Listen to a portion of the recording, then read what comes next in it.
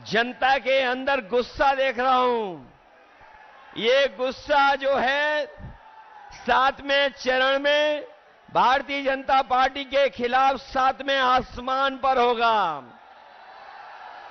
जो बात में कहता था कि एक सीट पर लड़ाई में हैं हम लोग, बाकी सब सीटें जीत रहे हैं, लेकिन आज मैं कह सकता हूं कि इस बार का चुनाव ऐसा चुनाव उत्तर प्रदेश का देखने को मिल रहा है कि बीजेपी के लोग जहां क्यूटो को अपनी सीट मान रहे थे, ये भी सीट वो हारने जा रहे हैं। और इसलिए हारने जा रहे हैं कि एक और एक जुड़ गए हैं, अब 11 हो गए हैं।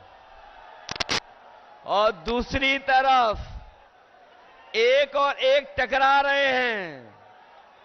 हम लोग डबल ताकत हो गए हैं, वो लोग डबल जीरो हो गए हैं।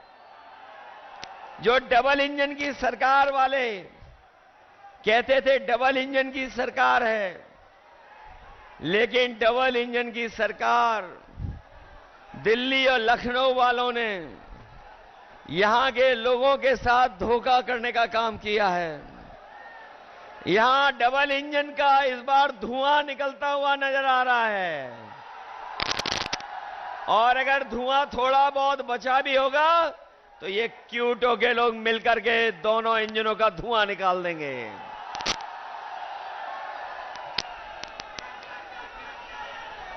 वैसे तो हम लोग आपके लिए लगातार संघर्ष कर रहे हैं और संघर्ष का रास्ता अपना करके आगे बढ़ रहे हैं, लेकिन जो घबराए हुए लोग हैं वो हम लोगों को शहजादा बोल रहे हैं। जो शहजादा बोल रहे हैं वो सुन लें कि ये इस बार दोनों शहजादे न केवल शह देने जा रहे हैं, बल्कि इस बार मात भी देने का काम करेंगे। जिन्होंने मां गंगा की कसम खा करके,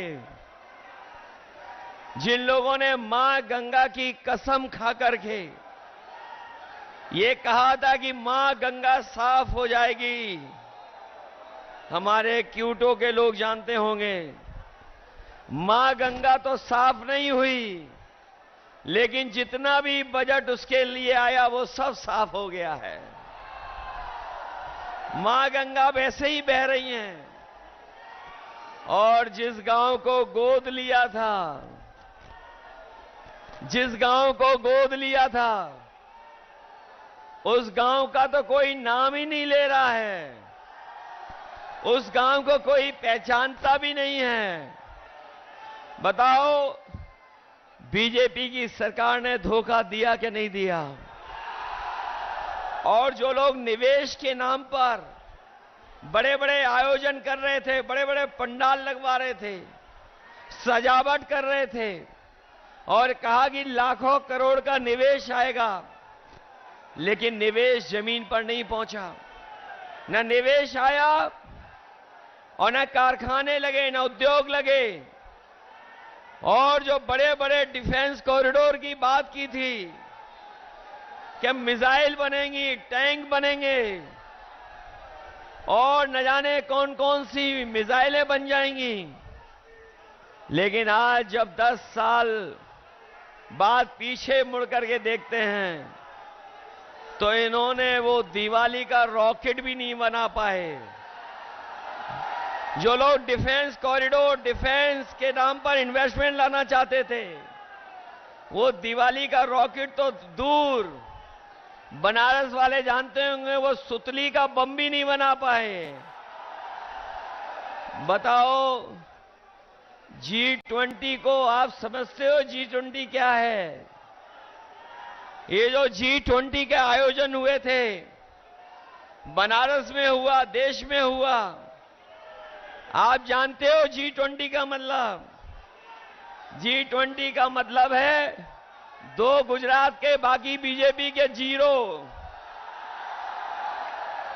बताओ, यही तो है उनका G20। जो लोग कहते थे 400 पार, जो नारा लगा रहे थे 400 पार, अब उन्हें डर सता रहा है 400 हार का।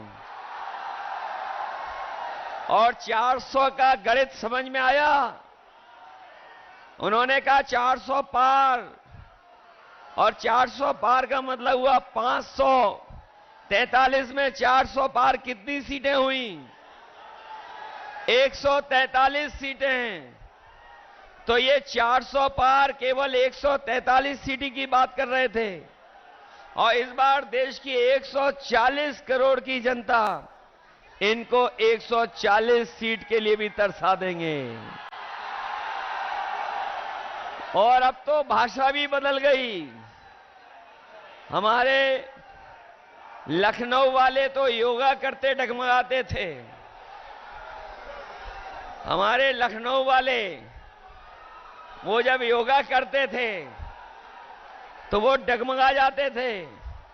अब तो सुनने में आया है कि काशी के डर से, क्यूटो के हार के डर से उनकी जवान भी डगमगाने लगी है, और कैसी कैसी बातें कहने लगे हैं। ये देश की जनता उनकी नकारात्मक राजनीति को सुनना नहीं चाहती है, उनकी पुरानी कहानियों को सुनना नहीं चाहती है, उनके घिसे पिटे डायलॉगों को सुनना नहीं चाहते, जिन्होंने बहुत कुछ सुनाया और कहा कि अच्छे दिन आएंगे।